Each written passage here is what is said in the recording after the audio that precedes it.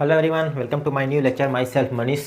तो आज हम लोग नया चैप्टर स्टार्ट करने वाले हैं, मॉलिक्यूलर स्पेक्ट्रा। ठीक है, ये चैप्टर बहुत ही बढ़िया है, तुम्हारे सिलेबस में बहुत ही इंपॉर्टेंट चैप्टर भी है ये। तो सबसे पहले क्या करते हैं, सबसे पहले मैं जो भी टॉपिक यहाँ पे पढ़ाने वाला हूँ आगे, उसको मैं यहाँ पे एक बार लिस्ट आउट कर लेता हूँ, फिर बारी बारी से उसको पढ़ते जाएंगे। ठीक है, तो सबसे पहले क्या हो जाएगा, जो पहला टॉपिक रहेगा वो रहेगा मॉलिक्यूलर स्पेक्ट्रा। ठीक है, जो चैप्टर है उसी का नाम क्या होता है उसको पहले थोड़ा समझेंगे। उसके बाद सेकंड नंबर में पढ़ेंगे हम लोग, एक बार मैं देख देख के लिख लेता हूँ टॉपिक का नाम। सेकंड नंबर में आएगा discrete set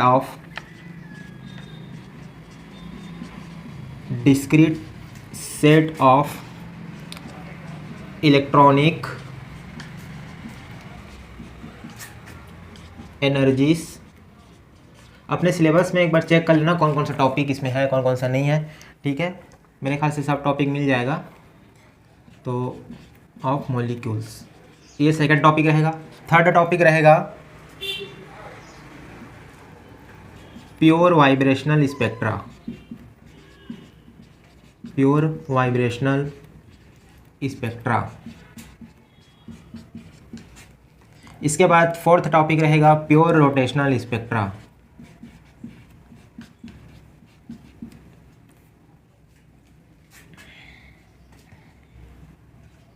pure rotational spectra. इसके बाद पढ़ेंगे डिटर्मिनेशन ऑफ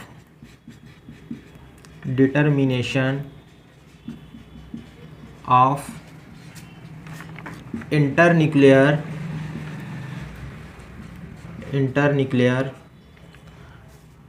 डिस्टेंस। इसके बाद जो टॉपिक है वो रहेगा रोटेशनल वाइब्रेशनल स्पेक्ट्रा। ठीक है, इसके बाद जो नेक्स्ट टॉपिक रहेगा वो रहेगा डिसोसिएशन लिमिट्स फॉर, अभी लिख लो टॉपिक को, dissociation limits for the ground and other electronic state.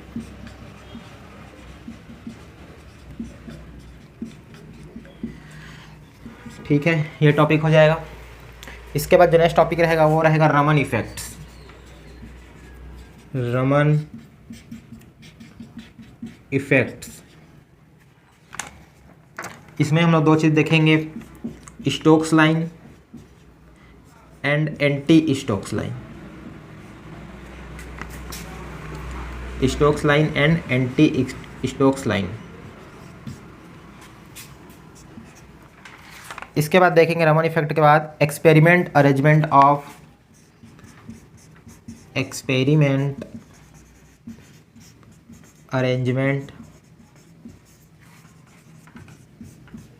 Of Raman spectroscopy. Raman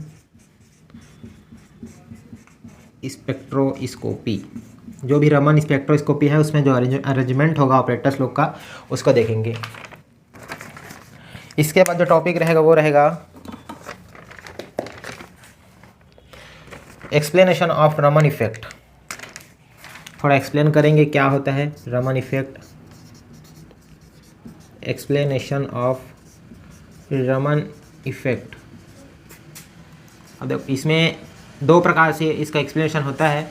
एक तो होता है quantum approach and classical mechanics approach. तो दोनों में देखेंगे क्या क्या टॉपिक इसमें क्या क्या कैसे कैसे इसको एक्सप्लेन किया था। इसके बाद जो नेक्स्ट टॉपिक रहेगा वो रहेगा application of Raman effect. Application of Raman effect.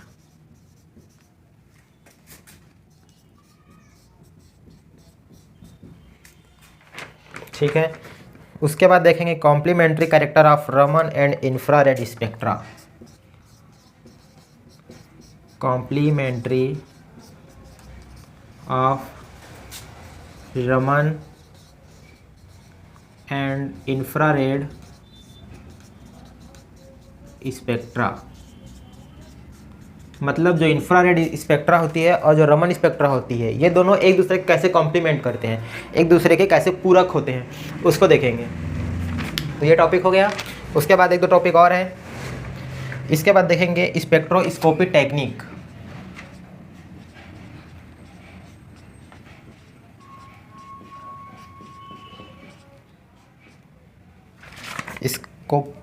Spectroscopic technique.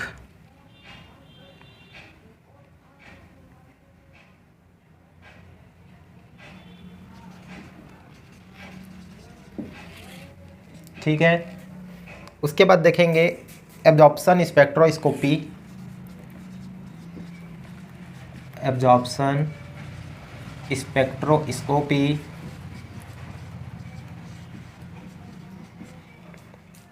And double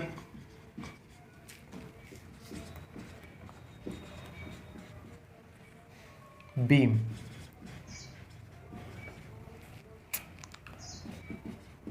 instrument. ठीक है।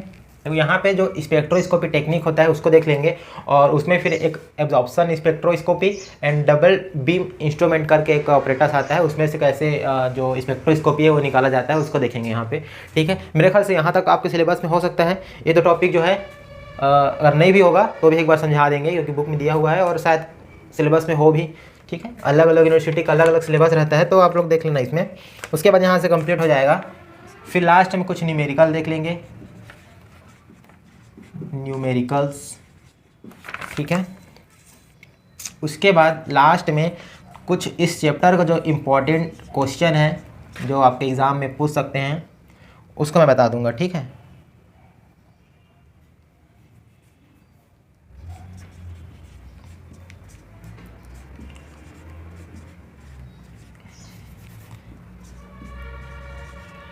Important questions. तो ये पूरा कंप्लीट हो गया। यहाँ तक हम लोग पूरा पढ़ेंगे। टॉपिक का नाम लिख दिया मैं, मॉलिक्यूलर स्पेक्ट्रा। पहले थोड़ा इंट्रोडक्शन दे देंगे क्या होता है चैप्टर। उसके बाद इसमें 3 प्रकार के अलग अलग स्पेक्ट्रा होती है, उसको देखेंगे। सबसे पहले इलेक्ट्रॉनिक स्पेक्ट्रा, दूसरा होता है वाइब्रेशनल, तीसरा रोटेशनल। ठीक है। उसके बाद फिर क्या करेंगे, इंटरन्यूक्लियर डिस्टेंस देखेंगे। फिर जो रोटेशनल वाइब्रेशनल होता है, इन दोनों को मिक्स करके जो कॉम्बिनेशन बनेगा उसको देखेंगे। उसके बाद फिर फर्दर जो लिखाया गया है उसको बढ़ते जाएंगे। देखो जो जो जो एक एक टॉपिक है ना, ये एक एक लेक्चर में होते जाएगा, क्योंकि थोड़ा सा बड़ा बड़ा यहाँ पे टॉपिक है, तो आराम से करेंगे, कोई दिक्कत नहीं है, कोई हड़बड़ी नहीं होगा, और सब एक एक पॉइंट समझते हुए इसको पूरा पढ़ेंगे। ठीक है। तो आप लोग इसको लिख लो और फिर मैं मिटाता हूँ, फिर फर्स्ट टॉपिक से स्टार्ट करेंगे। तो देखो मॉलिक्यूलर स्पेक्ट्रा पहले समझते हैं क्या होता है। तो आप लोग को तो पहले ही मालूम होगा क्या होता है, 2 परमाणु मिलकर एक अणु बनाते हैं। ठीक है। तो जो अणु का स्पेक्ट्रा होता है, मॉलिक्यूलर स्पेक्ट्रा, उसको यहाँ पे देखेंगे। इससे पहले हमने जो चैप्टर किया था उसमें क्या किया था, एटॉमिक स्पेक्ट्रा किया था। जो एटम का स्पेक्ट्रा होती है उनमें जो जो लाइन आती है वो हमने पहले से पढ़ चुका है। ठीक है। अब क्या करेंगे, 2 एटम या फिर और भी ज़्यादा एटम, उसका हम लोग क्या करेंगे, यहाँ पे स्पेक्ट्रा देखेंगे। जैसे 2 एटम का ले रहे हैं तो क्या हो जाएगा, एक मॉलिक्यूल बन जाएगा, तो उनका यहाँ पे स्पेक्ट्रा देखेंगे। अब देखो हमने क्या पढ़ा था, जो एटॉमिक स्पेक्ट्रा होता है उसका जो स्पेक्ट्रा बनता है वो कैसे बनता है, लीनियरली बनता है, रैखिक बनता है। लेकिन यहाँ पे जो मॉलिक्यूलर स्पेक्ट्रा होती है वो लीनियरली नहीं होता, वो कैसा होता है, एक बैंड के रूप में होता है। देखो इसमें ऐसा इसका स्पेक्ट्रा बनता है। कैसे बनेगा, इसका जो स्पेक्ट्रा है, जैसे ये मान लो वेवलेंथ स्केल हो गया, तो इसमें सबसे पहले बड़ा लाइन आएगा, फिर थोड़ा छोटा, फिर थोड़ा छोटा, ऐसा ऐसा करके एक सीरीज बनते जाता है। इधर यदि हाई वेवलेंथ रहता है, ठीक है, इस साइड क्या रहेगा, high wavelength. High wavelength side क्या रहता है, जो इंटेंसिटी रहता है बैंड की वो सबसे ज़्यादा होती है, और इसी को ही क्या बोलते हैं, बैंड सीरा भी बोलते हैं, या फिर बैंड, इसको एक मिनट, बैंड हेड बोलते हैं। ठीक है, बैंड हेड या बैंड सीरा। जो फर्स्ट जो रहता है, जो हाई वेवलेंथ साइड, जो सबसे बड़ा इंटेंसिटी का बैंड रहेगा, उसको बोलते हैं बैंड हेड। ठीक है। उसके बाद क्या होते जाता है, इंटेंसिटी कम होते जाती है लो वेवलेंथ के साइड, इधर रहता है लो वेवलेंथ। तो ये हमको मॉलिक्यूलर स्पेक्ट्रम में प्राप्त होती है। ओके। और इसमें देखो हम क्या है नॉर्मली मतलब अगर कम रेजोनेंस वाला हम लोग सूक्ष्मदर्शी से देखेंगे तो ये एक बैंड के रूप में दिखाई देता है। होता क्या है इसमें, यदि हम लोग हाई ऑपरेटर्स वाले मतलब हाई रेजोनेंस वाले यदि हम लोग माइक्रोस्कोप से देखेंगे तो ये जो बैंड होती है, जैसे ये एक लाइन हो गया, ये एक लाइन हो गया, ये एक लाइन हो गया, एक लाइन हो गया, ठीक है। ये लाइन में भी क्या होते हैं, बहुत सारे लाइन से मिलकर बना रहता है। जैसे इस वाले लाइन के बारे में बात करूं, ये वाला पर्टिकुलर, तो ये भी क्या होता है, बहुत सारे लाइन का कलेक्शन रहता है ऐसा, ठीक है। वो देखना पड़ेगा किधर कम होता है किधर ज़्यादा होता है। हाई वेवलेंथ साइड ना मतलब लो वेवलेंथ साइड ये क्या होती जाती है, कम होते जाती है, और ये जो गैप है ये भी थोड़ा सा बढ़ते जाती है। मतलब जितना यहाँ पे गैप रहेगा इन दोनों लाइन के बीच में वो थोड़ा कम रहेगा, और जैसे हम लोग लो वेवलेंथ के साइड जाते जाएंगे तो जो गैप है वो भी तो क्या होता जाएगा, थोड़ा बढ़ते जाता है, और इंटेंसिटी भी कम होती जाती है। तो ये फिर ऐसा थोड़ा कम हो जाएगा, थोड़ा गैप और बढ़ेगा, सर गैप बढ़ते जाता है। इस टाइप से ये एक बैंड का क्या होता है, कलेक्शन होता है। ये इस बस लाइन के बारे में बात कर रहा हूँ। वैसी सेम कलेक्शन इसके लिए भी होता है, ऐसी कलेक्शन इसके लिए भी होता है। मतलब हर एक जो लाइन प्राप्त हो रही है वो क्या होती है, एक लाइन का कलेक्शन होता है, जो कि हमको हाई ऑपरेटर्स वाले या हाई रेजोनेंस वाले जो सूक्ष्मदर्शी होते हैं उससे देखने में पता चलता है। यदि हम लोग अल्प सूक्ष्मदर्शी वाले देखेंगे तो ये हमको क्या होगा, एक लाइन का कलेक्शन दिखाई देगा, ऐसे दूर से दिखाई देगा। ये हमको एक बैंड निकाय के रूप में दिखाई देगा, बैंड ग्रुप के रूप में दिखाई देगा, ठीक है, समूह के रूप में दिखाई देगा। लेकिन यदि हम लोग पर्टिकुलर किसी भी लाइन को जूम करके देखेंगे, बहुत ज़्यादा जूम करेंगे तो पता चलता है कि वो भी बहुत सारे रेखाओं का कलेक्शन होता है। इसी को बोलते हैं बैंड ग्रुप, ठीक है। तो ये होता है मॉलिक्यूलर स्पेक्ट्रा में। अब देखो क्या करते हैं हम, मॉलिक्यूलर स्पेक्ट्रा टोटल 3 क्षेत्र में पाया जाता है अलग अलग में, ठीक है। उसको मैं बताता हूँ कौन कौन सा। उससे पहले ये समझ में आ गया थोड़ा सा कि इसका स्पेक्ट्रम कैसे बनता है, ठीक है। तो जो मॉलिक्यूलर स्पेक्ट्रा है वो 3 क्षेत्र में पाया जाता है। सबसे पहला क्षेत्र होता है दृश्य प्रकाश, ठीक है, हिंदी या इंग्लिश दोनों में लिख देते हैं, दृश्य तथा पराबैंगनी क्षेत्र, दृश्य तथा पराबैंगनी क्षेत्र में,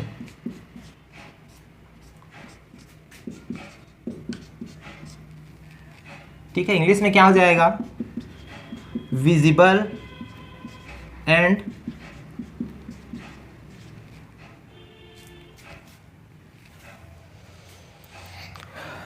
विजिबल एंड अल्ट्रावायलेट रीजन। तो जो स्पेक्ट्रा है ना 3 अलग अलग क्षेत्र में पाया जाता है। जो पहला जो रीजन होता है वो होता है विजिबल या तो फिर अल्ट्रावायलेट रीजन ऐसा बोल सकते हो। इसमें क्या खास बात होती है, जो अणु का इलेक्ट्रॉनिक लेवल होता है उनके बीच में इलेक्ट्रॉन का ट्रांजिशन होता है, ठीक है। जैसे होता क्या है, किसी भी अणु में 3 लेवल पाए जाते हैं अलग अलग। कौन कौन सा, सबसे पहला जो होता है इलेक्ट्रॉनिक लेवल होता है। एक कुछ जैसे मान लो ये अणु हो गया, उसका एक इलेक्ट्रॉनिक लेवल हो गया ए बी सी, ठीक है। अब इन इलेक्ट्रॉनिक लेवल के बीच में वाइब्रेशनल लेवल पाया जाता है, ठीक है। जैसे इस पर्टिकुलर जो ये इलेक्ट्रॉनिक लेवल है इसके बीच में वाइब्रेशनल लेवल पाया जाएगा ऐसा, ठीक है। इसमें भी ऐसा। अब इस जो वाइब्रेशनल लेवल है, ये जो वाइब्रेशनल लेवल हो गया, इस जो वाइब्रेशनल लेवल है ये तो पहले इलेक्ट्रॉनिक लेवल था। पर्टिकुलर इलेक्ट्रॉनिक लेवल के बीच में क्या वाइब्रेशनल लेवल पाया जाता है। अब ये जो वाइब्रेशनल लेवल है इनके भी बीच में रोटेशनल लेवल पाया जाता है, ठीक है। ये 2 वाइब्रेशनल लेवल हो गया, तो इनके बीच में क्या होगा, बहुत सारे रोटेशनल लेवल पाया जाता है। लगभग टोटल 41 लेवल के आसपास रहता है आई थिंक, ठीक है। तो इनके बीच में भी क्या होगा, लेवल पाया जाता है, इसको बोलते हैं रोटेशनल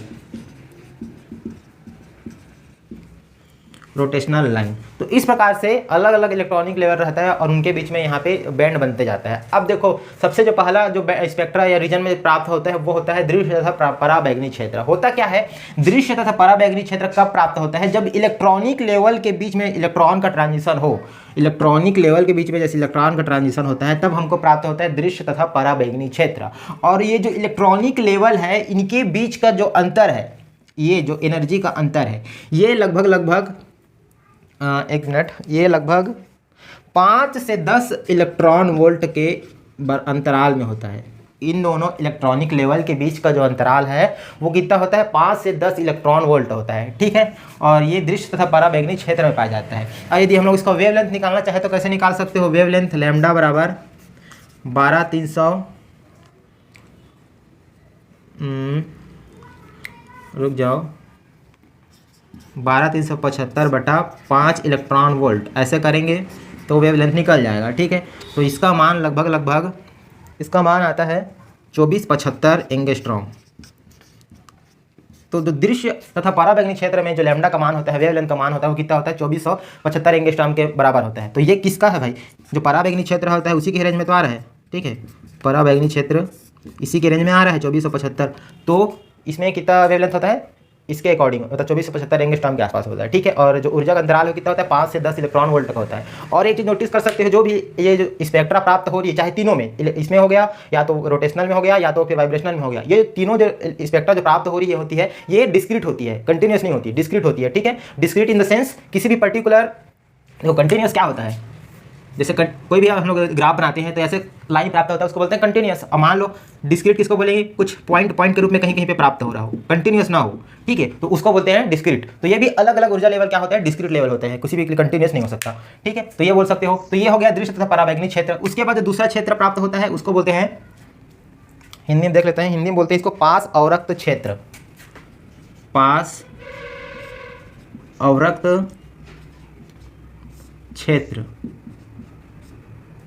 ठीक है। इंग्लिश में इसको बोलते हैं नियर इंफ्रारेड रीजन। तो ये रेंज कब प्राप्त होता है? पास अवरक्त क्षेत्र, जब किसी भी इलेक्ट्रॉनिक लेवल के अंदर पर्टिकुलर वाइब्रेशनल लेवल के बीच में इलेक्ट्रॉन का ट्रांजिशन होता है। मतलब अब क्या होगा? वाइब्रेशनल लेवल में इलेक्ट्रॉन का ट्रांजिशन होगा, तब हमको पास अवरक्त क्षेत्र प्राप्त होता है। और इन जो वाइब्रेशनल लेवल है इनके बीच का जो ऊर्जा अंतराल है वो होता है, इसका जो मान होता है 0.1 इलेक्ट्रॉन वोल्ट, 0.1 इलेक्ट्रॉन वोल्ट की कोटि का होता है। इसमें 5 से 10 इलेक्ट्रॉन वोल्ट, इसके अंदर की बात है, ये तो अंदर की बात है, तो इसमें और कम हो जाएगा। तो 0.1 इलेक्ट्रॉन वोल्ट इसमें ऊर्जा का अंतराल होता है। यदि इसका मैं अगर लेम्डा का मान निकालना चाहूँ तो कैसे निकाल सकते हैं? वेवलेंथ का मान, तो अगेन 12375 में हम लोग क्या कर देंगे? 0.1 रख देंगे, 1 का डिवाइड कर देंगे, तो यहाँ से जो भी माना जाएगा तो इसका मान क्या आएगा? 10 ऊपर चले जाएगा, तो ये हो जाएगा 12375 0 एंगस्ट्रॉम, ये हो जाएगा। अब ये किसके रेंज में आता है भाई? तो ये तो इंफ्रारेड में आता है, ठीक है, इंफ्रारेड रीजन में आता है।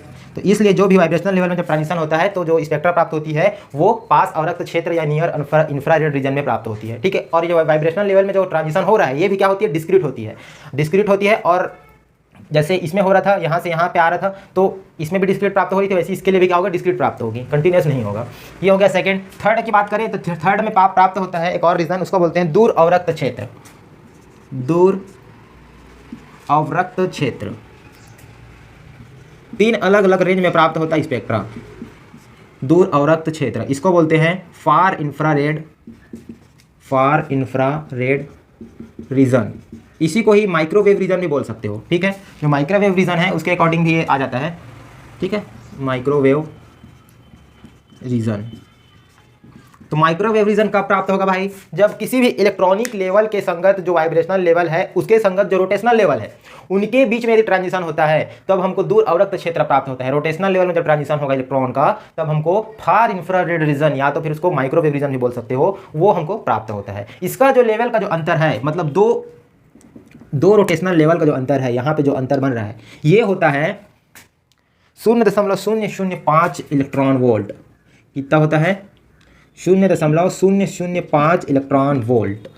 इसके लिए कितना था? 5 से 10 इलेक्ट्रॉन वोल्ट। वाइब्रेशनल के लिए था 0.1 इलेक्ट्रॉन वोल्ट और रोटेशनल के लिए कितना है? 0.005 इलेक्ट्रॉन वोल्ट का यहाँ पे ऊर्जा का अंतराल होता है। अगर उसके लिए हम लोग लेम्डा का मान निकालना चाहे तो फिर से निकाल सकते हो। लेम्डा का वेवलेंथ का मान कितना आ जाएगा? 12375 बटा 0.005 इलेक्ट्रॉन वोल्ट। तो इसके लिए मान आ जाता है, एक बार देख के बताता हूँ।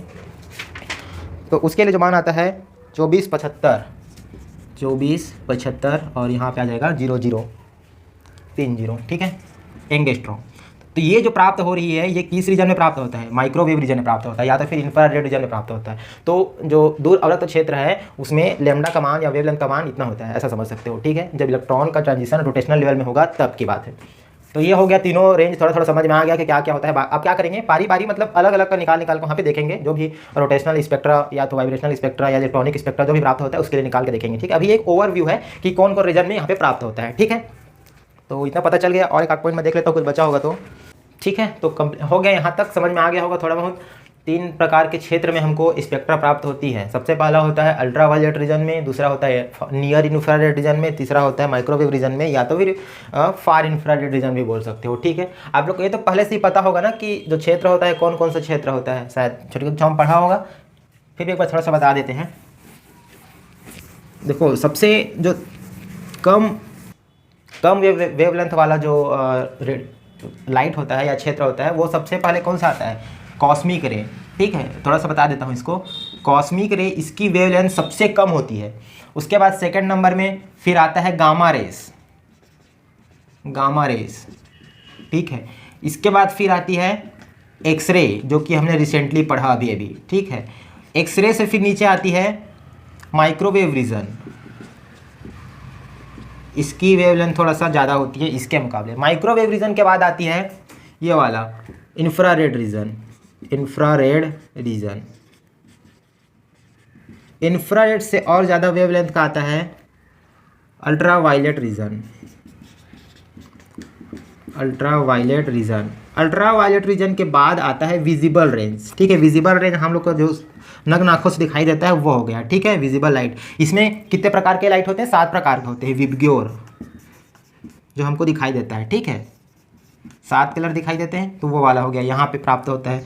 इसके बाद विजिबल के बाद और जो हाई वेवलेंथ वाला जो रेस होता है वो होता है, इसके बाद प्राप्त होता है रेडियो फ्रीक्वेंसी वाला। ठीक है, रेडियो लाइट बोल सकते हो। इसके बाद जो प्राप्त होता है, आई थिंक एक बार देखना पड़ेगा, यहाँ तक बस पता है मेरे को। उसके बाद 1-2 और लाइट आता है, वो हो जाएगा। ठीक है, उसको मैं कमेंट में बता दूंगा। तो यहाँ के बाद ऐसा टिप का मतलब इसका वेवलेंथ क्या होते जाता है, कम होते जाता है। यहाँ से सॉरी, वेवलेंथ बढ़ते जाता है, इसका वेवलेंथ सबसे कम होता है। कॉस्मिक रे मतलब जो सूर्य से जो भी हानिकारक जो रेस आ रही है उसको बोलते हैं कॉस्मिक रे। ठीक है, पृथ्वी क्या करते हैं, जो उसका आवरण है, जो इसका एटमॉस्फेयर है, वो उन किरणों को पृथ्वी तक आने से रोकती है, ओजोन परत जिसको बोलते हैं ना, तो उसी को बोलते हैं कॉस्मिक रे। जो भी हानिकारक जो भी रेस गिर रही है सूर्य पर, सूर्य से निकल कर पृथ्वी पर, उसको बोलते हैं कॉस्मिक रे। गामा रेस, गामा तो पता ही होगा। ठीक है, उसके बाद एक्सरे, एक्सरे के बाद माइक्रोवेव, इंफ्रारेड, अल्ट्रा वायलेट, उसके बाद विजिबल, विजिबल के बाद रेडियो फ्रीक्वेंसी, उसके बाद और 1-2 आता है, उसको देखना पड़ेगा मेरे को। ठीक है, तो ये हो गया, इतना तक थोड़ा बहुत समझ में आ गया होगा मॉलिक्यूलर स्पेक्ट्रा के बारे में। ठीक है, तो इस प्रकार हम लोग क्या बोल सकते हैं कि किसी भी अणु के लिए, किसी भी इलेक्ट्रॉनिक लेवल के लिए, या किसी भी अणु की जो आंतरिक ऊर्जा होती है, जो इंटरनल एनर्जी होती है, 3 प्रकार की एनर्जी हो सकती है। कौन कौन सा, इलेक्ट्रॉनिक एनर्जी, दूसरा वाइब्रेशनल एनर्जी, तीसरा रोटेशनल एनर्जी। ठीक है, इसको हिंदी में भी बता देते हैं। हिंदी में इसको बोलते हैं घूर्णन ऊर्जा, और इसको बोलते हैं काम्पनिक ऊर्जा या काम्पनिक लेवल, ऐसा बोल सकते हो। और इलेक्ट्रॉनिक तो इलेक्ट्रॉनिक ही बोलते हैं। ठीक है, इसको इलेक्ट्रॉनिक ही बोल सकते हो। तो किसी भी अणु के लिए टोटल जो उसकी कुल ऊर्जा होती है, आंतरिक ऊर्जा होती है, वो 3 प्रकार की ऊर्जाओं का मिश्रण होता है। कौन कौन सा, इलेक्ट्रॉनिक ऊर्जा, काम्पनिक ऊर्जा और घूर्णन ऊर्जा। तो मैं क्या लिख सकता हूँ, टोटल एनर्जी लिखना रहेगा तो किसी भी अणु के लिए टोटल एनर्जी, आंतरिक एनर्जी, इंटरनल एनर्जी क्या हो जाएगा भाई, इन तीनों एनर्जी का योग। तो मैं इसको ऐसे लिख सकता हूँ ई इलेक्ट्रॉनिक एनर्जी। ठीक है, उसके बाद वी, ये हो जाएगा वाइब्रेशनल एनर्जी। उसके बाद आर, या तो इसको स्मॉल आर लिख सकते हो। ठीक है, ये ऐसा 3 एनर्जी का क्या हो जाएगा, ये योग हो जाएगा। ये टोटल किसी भी अणु के लिए जो आंतरिक ऊर्जा है, इंटरनल एनर्जी होता है, उसका मान होता है। ठीक है, और यदि मान लेते हैं, देखो यहाँ पे इलेक्ट्रॉन का जो ट्रांजिशन होता है वो भी 2 प्रकार से हो सकती है। या तो हायर लेवल से लोअर लेवल में ट्रांजिशन हो, या तो लोअर लेवल से हायर लेवल में ट्रांजिशन हो। कैसे, इसको बताता हूँ। देखो, यहाँ पे 2 प्रकार के ट्रांजिशन हो सकती है। ये एक एनर्जी लेवल हो गया, एक दूसरा एनर्जी लेवल हो गया। मान लेते हैं इसकी एनर्जी लेवल E2 है, इसकी एनर्जी लेवल E1 है। यदि E1 का मान ज़्यादा है, E1 का मान ज़्यादा है E2 से, E1 का मान, नीचे वाले लेवल का मान ज़्यादा है एनर्जी का, ऊपर वाले लेवल का मान क्या है, थोड़ा कम है, तब इलेक्ट्रॉन मान लो यहाँ से यहाँ पे आती है, ऊपर से नीचे आती है। और चूंकि E1 का मान ज़्यादा है और इधर का मान कम है, तो जब नीचे आएगी तो कुछ एनर्जी का वो क्या करेगा, एब्जॉर्ब करेगा, अवशोषण करेगा। ठीक है, यहाँ से कम है, इसमें ज़्यादा है, तो यहाँ से यहाँ पे आएगा, तो उसको मेंटेन करने के लिए और एनर्जी चाहिए रहेगा। और एनर्जी चाहिए रहेगा मतलब यह क्या करेगा, एनर्जी एब्जॉर्ब करता है, अवशोषित करता है। तब इसमें जो प्राप्त होता है इसको बोलते हैं अवशोषण वर्णक्रम या अवशोषण वर्णक्रम, या इंग्लिश में क्या बोल सकते हो, एब्जॉर्प्शन स्पेक्ट्रा। एब्जॉर्प्शन स्पेक्ट्रा, ये तो पहला केस हो गया। दूसरा केस क्या हो सकता है? दूसरा केस ये हो सकता है कि E1 का मान मान लो कम है E2 के मान से, मतलब E1 में एनर्जी का मान कम है, E2 में एनर्जी का मान ज़्यादा है। तब क्या होगा, जब इलेक्ट्रॉन ऊपर से नीचे आएगा तो इसके पास पहले ज़्यादा एनर्जी था, नीचे के पास कम एनर्जी है, तो उसको मेंटेन करने के लिए क्या करेगा, अपने कुछ एनर्जी को रिलीज करेगा, उत्सर्जित करेगा। तब हमको प्राप्त होता है उत्सर्जन वर्णक्रम। उत्सर्जन वर्णक्रम, इंग्लिश में इसको बोलते हैं इमिशन स्पेक्ट्रा। इमिट कर देगा, इमिशन स्पेक्ट्रा। ठीक है, तो किसी भी अणु में दो प्रकार के यहाँ पे स्पेक्ट्रा प्राप्त होती है। पहला अवशोषण वर्णक्रम, दूसरा होता है उत्सर्जन वर्णक्रम। अब्जॉर्प्शन स्पेक्ट्रा, दूसरा होता है इमिशन स्पेक्ट्रा।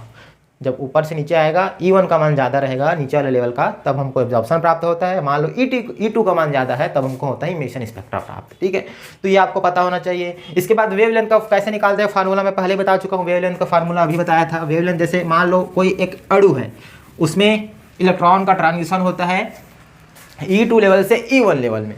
तो E2 लेवल से E लेवल में जब इलेक्ट्रॉन का ट्रांजिशन होगा, तो इसको मैं कैसे लिख सकता हूँ भाई, डेल E, इलेक्ट्रॉन के जो एनर्जी लेवल है उसमें यहाँ पे अंतराल हुआ, परिवर्तन हुआ, तो उसको E2 माइनस E1। तो ये जो होता है H न्यू के बराबर होता है, ये पहले ही पढ़ चुके हैं। H न्यू को मैं क्या लिख सकता हूँ भाई, देखो चूंकि C बराबर क्या होता है, न्यू लैम्डा। ठीक है, तो यहाँ से न्यू क्या हो जाएगा, C बाई लैम्डा। इसको मैं यहाँ पे पुट कर सकता हूँ, C बाई लैम्डा। तो डेल E का मान क्या आया हमारे पास, HC अपॉन लैम्डा। और H का मान हमको मालूम है, प्लांक नियतांक है 6.6 × 10 की घात 34, और C का भी मान हमको मालूम है 3 × 10 की घात 8। इसको दोनों को जब कैलकुलेट करेंगे तो क्या आता था भाई, एक्सरे में पढ़े हैं 12375, और यहाँ पे क्या हो जाएगा लैम्डा, जो कि ये एंगस्ट्रॉम में रहेगा। ठीक है, तो डेल E का मान क्या होता है, इतना होता है। तो ये आपको मालूम होना चाहिए। ठीक है, ये जो होती है, या तो इसको कैसे लिख सकते हो, लैम्डा इधर आ जाएगा 12375, और डेल E क्या हो जाएगा, नीचे हो जाएगा, ये इलेक्ट्रॉन वोल्ट में रहेगा। तो ये दूसरा फार्मूला हो जाएगा।